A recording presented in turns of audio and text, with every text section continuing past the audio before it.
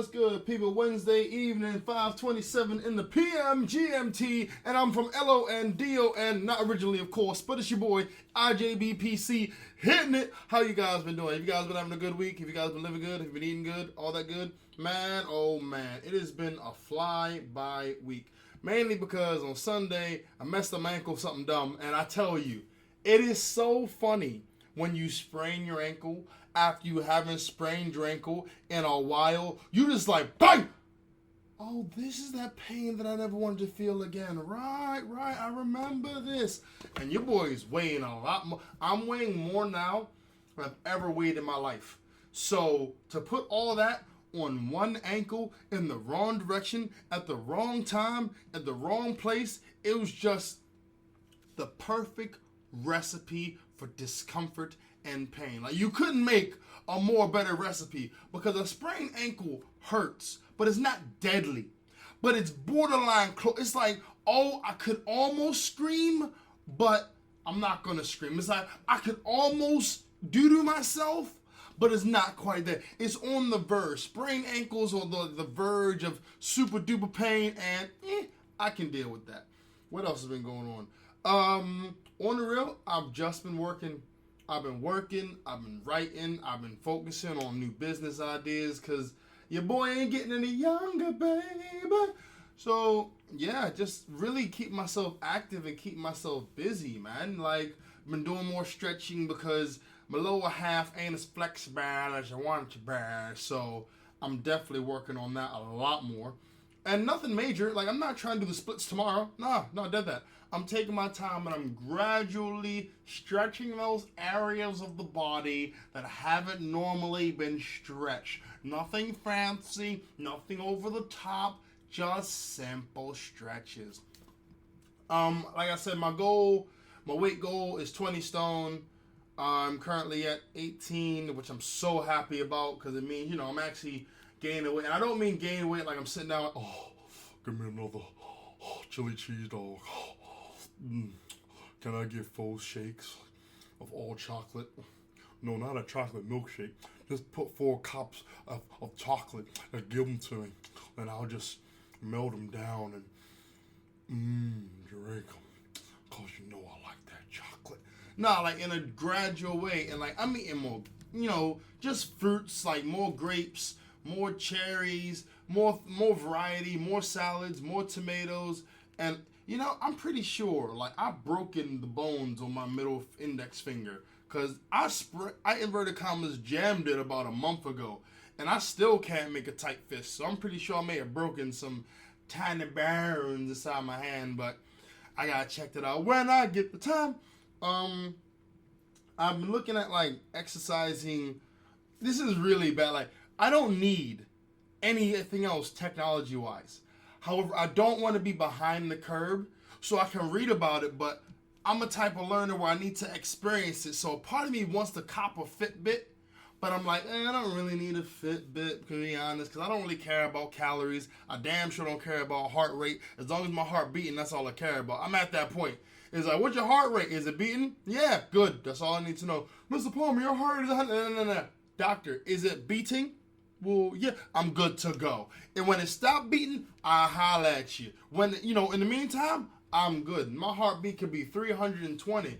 Beating is a good thing. I can live with that. I can't live if it ain't beating. Did you get that? Oh! That wasn't that deep, was it? No. I'm a little bit on a high, mainly because I'm hungry and I have myself a nice protein shake in front of me, which I'm looking forward to downing the moment I'm finished this. But I want to get to this first so I can then do my planning and do some writing and do some reading. And then after that, I could do some chilling, some recreational stuffs. I won't lie to you. I'm heading to bed super early today because I didn't get enough sleep today. I took 4 caffeine pills, which is another reason I guess I'm semi on a high. But if you take 4 caffeine pills to shoot you up, once you reach that peak, you're gonna go down to the ground. And I'm trying to avoid. I'm trying to work as hard as I can before I hit that down period, because it's only a matter of time. Last week I went over on the podcast and it was so fun to go over because, like, it just felt a lot more natural. So as opposed to waiting to the 10-minute mark, and I really ain't got that much to tell you that I've been doing because, like I said, I've just been working and working. I'm not even like comedy shows. I won't even stunt. I haven't done any comedy shows since the one I did in April, which went amazingly well. That's the last one I did, and it's not because I did that one, it went amazingly well, and I'm resting on my laurels. It has nothing to do with that. The reason I ain't done none is because the owner told me straight up, look, bro, you need to do more jokes of a broader variety that ain't specific to a gender. Don't get it twisted. My jokes killed, and they were hella funny. However, if I want more play at this particular venue, I figured, why not? I ain't got nothing to lose. I'm doing my stand-up. I'm building my sets, so why not? So I'm building a new 10-minute set, starting with a 5, then build another 5. Then after that, I'll go over maybe to like, a 15, and then a 20. And then next you boys got a half an hour, I did an hour show before, but that was really audience participation based, and that was a bachelor party, so it was really easy to make material. Plus, I didn't have no microphone, so a lot of it I was just like yelling and shouting and fighting for the audience attention. At the end of the day, it wasn't my worst show, so hey. Anyway, let's start reading the current events. Where is the missing jet MS-804? Egypt's military say they found the plane's debris, but the French authorities had earlier said they had no indication of where it was or what brought it down. Pilots get some of the most amazing benefits ever, like they fly for free, and they can put people on the fly list, and they just get lots of perks, And it's sort of rightly so. If you can just go missing, how do jets, planes, how do these things go just straight missing? It's not like it's a set of car keys. It's a bunch of people on. They have ability to swim, and there's parachutes, and there's all these other things. There's the black box. The black box. The black box is the flight recorder that records everything that the plane interacts with and what the pilots say. And even if the plane is blown out of the effing sky, the black box is intact. Now, don't get it twisted. They could make the whole plane out of what the black box is made of. But why won't they do that? One, because in this day and age, nothing is made to last. Back in the 30s and 40s and 50s, they realized the folly of their ways by making a car that can last 40 years. The guy will drive it out the lot and never come back again. Or they'll buy a stove that lasts 30 or 40 years, and they won't buy insurance. Why? Because the stove will last until the dawn of time. So they say, you know what? We need to start bringing down the shelf life on these items so we can get the customer coming back. We don't want the customer to go and never come back. That's bad for business. We want the customer to come back. So as opposed to making this oven last for 30 years, let's make it last for 2. I'm not even joking. Ovens, washing machines, cars, not cars, but they have such a reduced shelf life. It's like, it seems to always go broke the moment the warranty is gone. Like, oh, warranty is gone. Well, it's okay, because it's been working. Been working fine until it just blew up. And that's how it goes. I remember my PlayStation 2. My PlayStation 2. And this my PlayStation 2 was the only one that's happened to. It had a DVD reader that was the main device that allowed you to play PlayStation 2 games. Mine's burnt out. The lens burnt out. So I could only play PlayStation games on it. And the warranty had just ran its course. So I couldn't even try to get another one on the warranty. So it's one of those things where with these planes that go missing, I really feel for everyone involved. And I'm not talking about the airlines because they know what the hell's going down. They're just covering it up. I'm talking about the families of the passengers, the families of the pilots, and the pilots because they're expecting just to go from New York to, I don't know, Japan. They're expecting just to go there. But what happens is, exactly, no one knows what happens because, don't get it twisted, the government knows what the hell's going down. But they're not going to tell everyone because, let's say, for example, follow me on my trip of lunacy here, people. Let's say, for example, that this flight, the MS-804, let's say that it was shot down by Russians, right? They're not going to say that out loud. Well, I'm not trying to be a conspiracy theorist. I'm being really simple. If you tell people that airplanes are being shot out the sky, people are going to stop flying. People stop flying. Airlines stop making money. Airlines stop making money. Economy takes a punch in the chest. Economy takes a punch in the chest. Economy gets winded. Economy gets winded. Money starts to slow down. Don't get it twisted. Countries like America already owe China millions. So they can't afford to take another punch in the chest. So what would they do? They'd rather keep people dumb and docile than informed and scared. That paranoid announcement was brought to you by Brandon. But yeah, it says, as of this morning, passenger belongings have also been found near Egyptian port city of Alexandria, according to the government's news channel. Now, do I think that's a good thing? No, I just think they learned the lesson from the last plane thing, the M80 or whatever. When that one went missing, they ain't find nothing. They ain't find no debris. They ain't find no people. They ain't find no shoes. They ain't find no hair follicles. CSI could not find nothing. And people were pissed off. Why? Because it was like, wait a minute. How you lose a plane?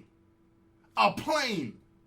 Not keys, not a dog, not even a person. How do you lose people and a big vehicle that was flying and that's being tracked? It's literally like someone is walking right in front of you. You sneeze, look up, they gone. No shoes, no hair follicles, CSI can't find them. It would bring up a lot of questions, especially if this person was right in front of you. So I think they've learned the lesson and they're learning how to cover up their tracks. This is coming off as the most conspiracy. I may call this Conspiracy Podcast 101. Why not? But yeah, so it's an Airbus. It's 12 years old. It's logged more than 48,000 flight hours. It departed from Paris at 10:09. Let's see. Plane lost contact at 1:30 a.m. So, let's see. 10 to 10, 12 hours. Add another 2. That's 10, 10, 12, then 12 hours. So about 13-hour mark, it just, nothing. This doesn't sell planes to me, you know? What's going to happen is people are going to start to get their pilot's licenses and flying themselves places. They're going to start to lose faith. Hell, I would. I mean, don't get it twisted. If this thing becomes like the norm, where planes just go inverted commas missing and no one has any idea, I'm going to be getting my pilot's license the next day. I'll be studying and I'm going to get my own little plane, my own little jet, and I'm going to fly. And I'm not going to have a black box. I'm going to have a live stream. And the live stream is going to show me from the start of my flight to the end of my flight. And if my flight so happens to end 45,000 feet, and there's this Russian Soviet plane that shoots me down, or some aliens that beat me, you will know about it. I'm gonna carry Wi-Fi on me. Why? Because we're in a day and age where you can talk to anyone at any time, whether it's through WhatsApp, Facebook, email, Skype, you name it. We're at this point in time, people. So your boy ain't getting lost at sea. I'll tell you this, like, there was a movie that came out, and it was called The Blair Witch Project. This was based in America, but was based in Maryland. Now, I was born in Baltimore, Maryland. So I'm thinking, wait a minute, Maryland? I live in this place, so where are these woods? Now, I never wanted to find it because I saw the video. For those of you who haven't seen The Blair Witch Project, let me give you a quick synopsis. The Blair Witch Project was a college movie that was about 3 teenagers going into the woods and trying to research the infamous Blair Witch, right? Don't ask me why, it's just what some people like to do. So, whilst looking for this Blair Witch, members of their party started to disappear. First, it was the guy Mark. He disappeared, and then they found some bloody teeth inside of one of his, a shred of his clothing, right? They find this house. After they find this house, they go, the guy says, oh, I hear, another guy, I don't know, let's call him, I don't know, David. David was like, I hear Mark in the basement. So David goes down to the basement. He sees Mark and his head's in the corner and he's just standing there. And Chris is like, Mark, boom, gets hit in the back of the head and then he just collapses, right? Then the chicks goes downstairs and she was like, David. And then she sees David in the corner. She's screaming, boom, hit in the back of the head, black. Movie ends. Certain people would call this amazing. I call it freaking scary. So I was young at the time, to be fair. And to be fair, I'm also very terrified of things like insects in my own shadow. But so in a situation like that, what would I do? If there was 3 members of the party and one decides to randomly go missing, I'm going to take gasoline and place it all around the woods, and I'm going to set it on fire. You are not going to have me mysteriously vanishing. You are going to know. I will spell help in gasoline. I will make sure you know Brandon was here. I'll put my initials in gasoline and 50-foot gasoline soaked lettering and light it on fire. You're going to find me. You are going to find me. And that's how I'm going to destroy the environment. But, yeah, it's just ridiculous, you know. We live in a day and age where people can't be going missing like this, you know what I mean? Let's see, what else? ISIS executes 25... Oh, okay. ISIS executes 25 spies by dissolving them in nitric acid. Did I already read this last week? I may have read this last week. Did I? I don't know. I may have read this last week. If I did, I apologize. But do you know why that really, really, really doesn't bother me too much? Now, they executed spies. So people that ain't had no business being there were found out to be spying on their country, and they would dissolve in sulfuric acid. That is messed up. Death ain't never funny. And for their families, it's a tragedy. I'm going to go back a couple hundred years, right? And here's one of the techniques that Indians used to, you know, kill spies that came over from, you know, the Pilgrims. None. What happened was the Pilgrims were nice, and they said, hey, come on. No, sorry, the Indians were nice. Hey, come on, Pilgrims. You guys are cool. Come on down. Don't get it twisted. I'm not trying to say there was no American-Indian War. I'm pretty sure there was. But I'm talking in terms of, like, spies. Like, America was built off terrorism. And I think a lot of people forget that. And it's like, I'm not excusing their actions. I'm saying that ain't the worst that's been done. The worst that's been done was when those Pilgrims gave the Indians some blankets laced with smallpox and saying, hey, enjoy these blankets. Hope it keeps you warm. Why are you guys covering your mouths? No reason. Enjoy your blankets. And then next you know, the Indians start dying out little by little by little, and the Pilgrims start taking over slowly but surely. You know what I mean? So, yeah, I guess dissolving, it just seems more fear-mongering. Like, you're trying to make people hate ISIS. You know? We know ISIS is bad, and we know ISIS is wrong. However, no one has clean hands in this world. You know what I mean? Like, every country has blood-soaked hands. And ISIS, I don't really know the story behind them. For all I know, they could be the heroes in this, and you know, the Western world could be the bad guys. We just don't know. You know what I mean? And I'm not gonna follow the crowd and say, oh, because the media says it, they must be right. Nah, son. I got a head on my shoulders and a brain in my head, so I can't be going to those levels of sheepishness and following without asking any questions. It's the reason why I don't vote, because I don't believe that my input affects government opinion at all. And I'm often told, if you don't vote, you can't complain. I don't ever complain.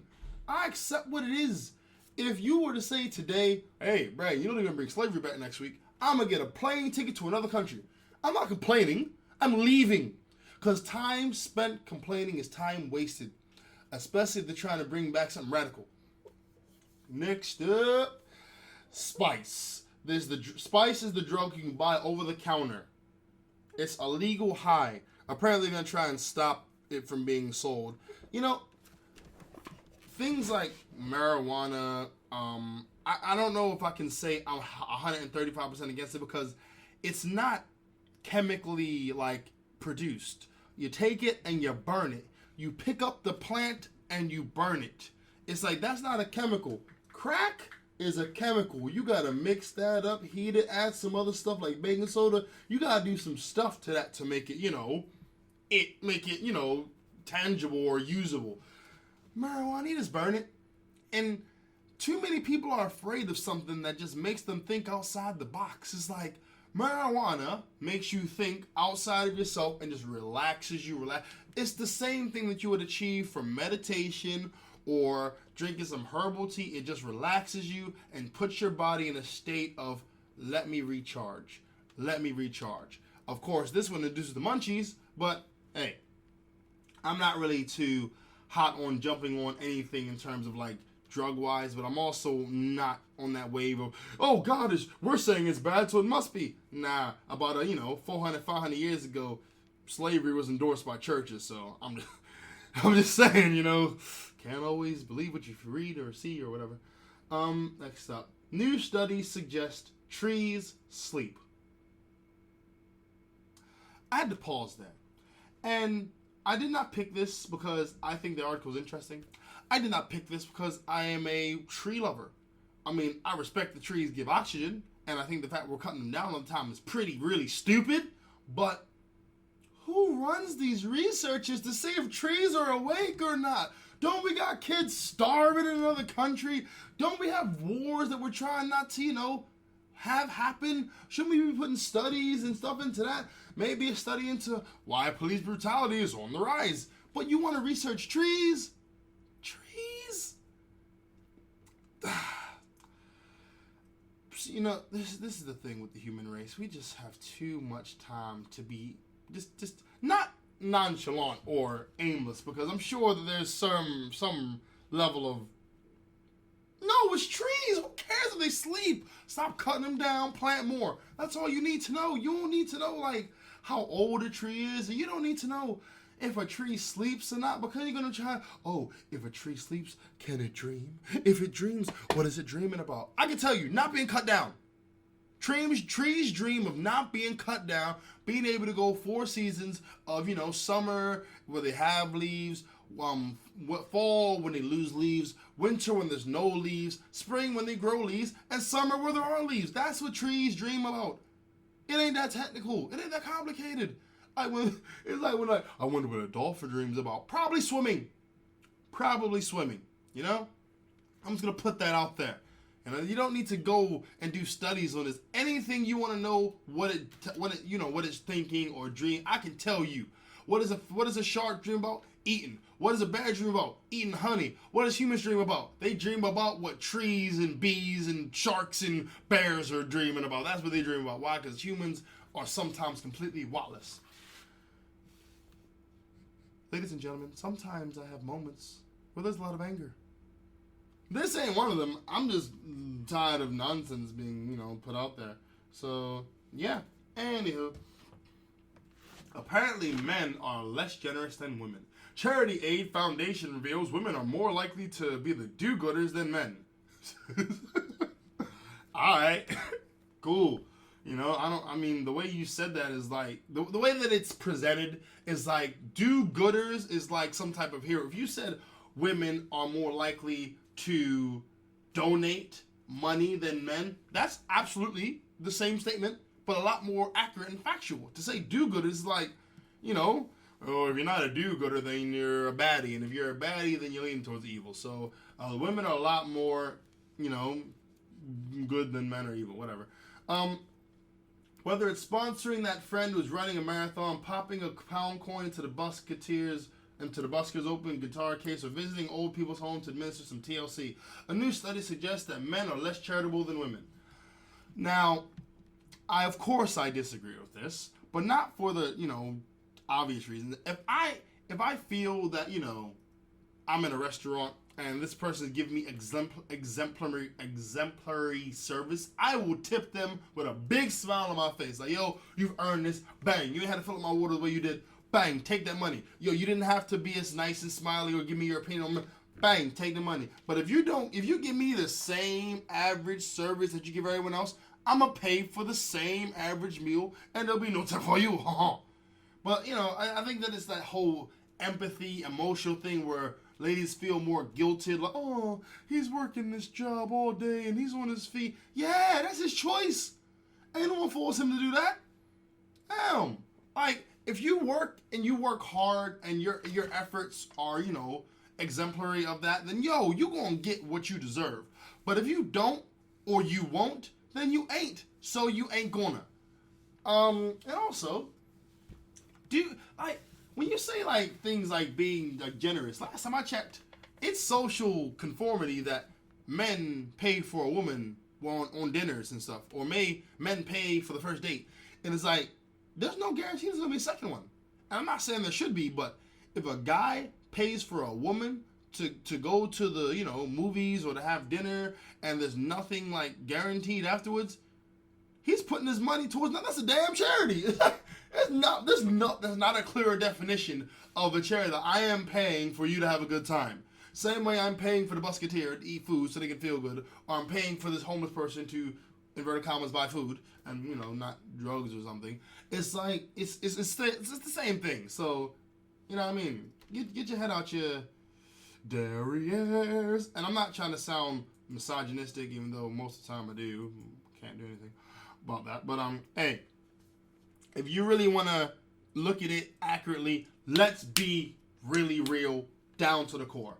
Next up, not their finest hour. Fun charity football game between the NYPD and the FDNY. Sorry, NYPD and the FDNY. The NYPD is the New York Police Department, and the FDNY is the Fire Department of New York City. All right, turns into a bloody brawl as players come to blows. First off, don't get it twisted. There is animosity in every job. Whether it's NYPD or the FDNY, there's animosity within. So when you put those two together and you add testosterone and you add a prize and you put a competitive pressure on, it's going to get personal. So a charity football game between the firefighters and the police descended into a bloody brawl on Sunday, leaving players bruised and bloody. That could have happened at anywhere. I mean, it really could. Certain people prioritize winning above everything else, and they will go to certain lengths. And I'm talking about cheating. I'm talking about unfair play. I'm talking about being very, very disreputable. All that. They will do that to get that win. So this isn't really surprising to me. Things took a nasty turn during the post-game handshake when cops and firefighters began fighting each other during the annual Fun City Bowl, according to the NY Daily News. Players suffered cuts and bruises after the game at MCU Park on Coney Island when frayed tempers boiled over into violence following NYP. Okay, as a basketball player, when I do play games or play for a team, whatever, I'll tell you this: I do not want to shake the hands of the players after a game's over. Not if I lose, but if they play like jerks or a-holes. If they're doing the pushing and the stomping of the feet and the all that, I don't want to shake your hand. I don't care if we beat you. I don't want to shake your hand because I don't play basketball to hurt or to be hurt. So if you're showing unsportsmanlike conduct, then I don't want to shake your hand. Now, that's my way of dealing with it. Certain people will cuss. Certain people will spit on hands and then high five you, and then your hand got spit on it. Other people will look at you and say, "Your mama." There's things that people will do to express their disdain. It isn't all as simple as, "I'm not gonna touch your hand." There's different levels to it, so it can get personal. And plus, these are all guys, and football's a game where you're colliding against each other with pads on at full speed for 60 minutes? And after all that testosterone's flaring and the adrenaline's pumping, and you beat us, but good game, it's easier said than done. Much easier said than done. I'll never understand this. But when there's a natural disaster occurring, and it's 30 feet away from you, a tornado, why would you film it? Not even making a joke. I'm genuinely concerned. Why would you film this? Because if you get sucked up and swept away, people are like, "Oh, well, damn, he was gone too soon." Nah, he volunteered. Why is he filming? It's like it's like saying if a volcano erupted right now as I'm recording this podcast, you are not going to hear me, "Brandon Palmer here reporting the podcast." Sorry, Brandon Palmer recording here. The volcano was shooting magma all over the place. East Dulwich is in flames. It's moving down to Campbell, Peckham, and towards Norwood. If you're listening to this, please get away from these areas immediately. I'm going to stay on this podcast to let you know what happened every minute of every... No, I'm going to volcano, cut, gone. It wasn't is that a book? Shh. That's all you'll hear. This podcast won't even be uploaded. It'll just be, you'll find the smoldered ashes of my computer, right? And then you'll see, maybe if you can upload the hard drive, you'll play this last recording, and it'll sound like, yeah, so certain people, is that a volcano? Oh, gone. Shh. That's all. Your end file, that's it. I mean, I guess one could say, well, if they don't, report on it, if they don't say something, then, who else will know? But I'm pretty sure you can't miss a vote. And to be fair, no one should be close enough to be able to report that. Because if you get too close, you may not survive to report that. Then what good is done? Who are you benefiting? Anyway, last up, people. 3 million Britons are in distressed relationships. That means they are regularly arguing or considering divorce. Divorce. This does not shock me. This does not surprise me. Why? Because a lot of people are in relationships because they're scared of being alone.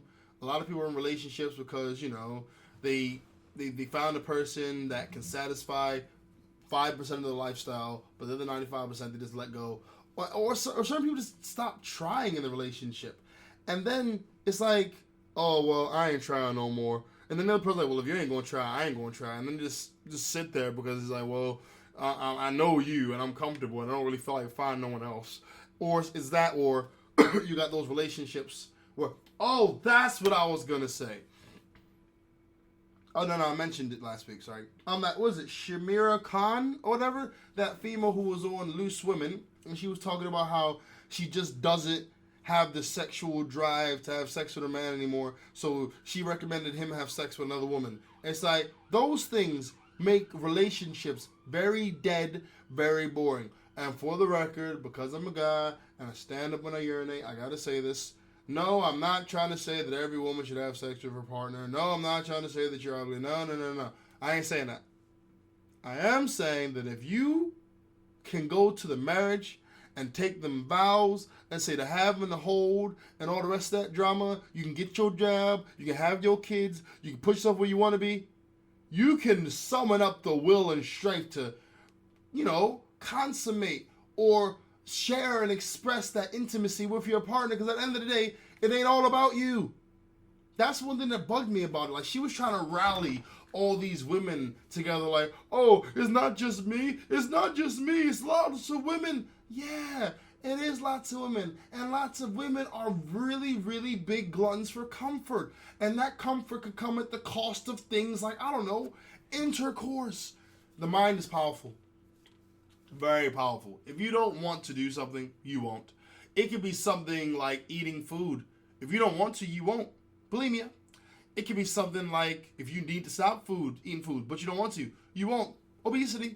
And if you don't want to have intercourse, you ain't going to have intercourse. It ain't got nothing to do with some type of, I don't know what has happened. No, you willed yourself out of it. You can will yourself out of being attracted to your partner. You can will yourself into being attracted to your partner. It's all about the human mind and the will and what you apply to it.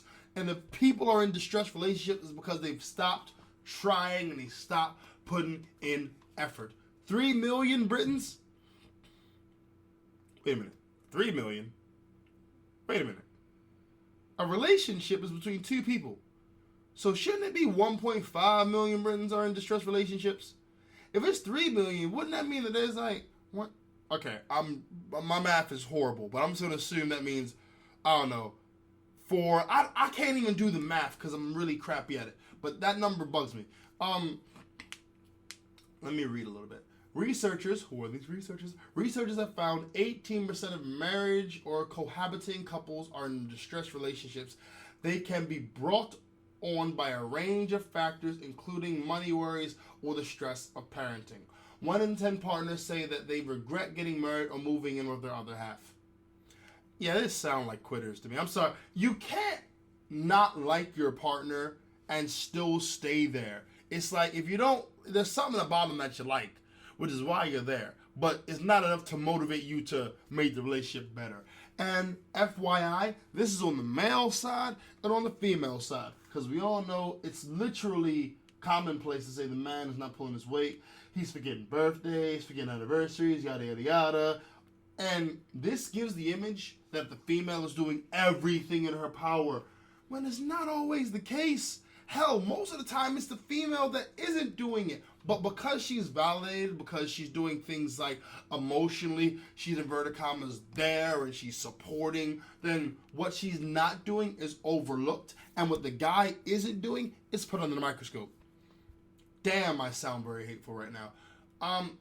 This isn't trying to be misogynistic. I know guys screw up a lot. I know this. And as a guy who has screwed up, I'll tell you straight, sometimes we need to make a mistake 5 times to learn from it. Honestly. I am saying women ain't faultless. And the fact that this is put out there like that sort of gives the impression that they are. And that is a problem. And then the children suffer. So what happens after that? Once the children suffer, then they're going to go into, oh, so broken relationships are the norm. So I'm going to find a relationship that's broken. And then so on and then so on until someone says, you know what? I ain't having no damn kids. I'm good. Or they say, you know what? I'm going to work for my relationship and make it work. And that's when a rainbow shines, a unicorn malls, and the grass is green. Ladies and gentlemen, this is the ItsJusBrandon Podcast. Thank you very much for listening. Hope you have a fantastic Wednesday evening and a great week. Have a great week, people.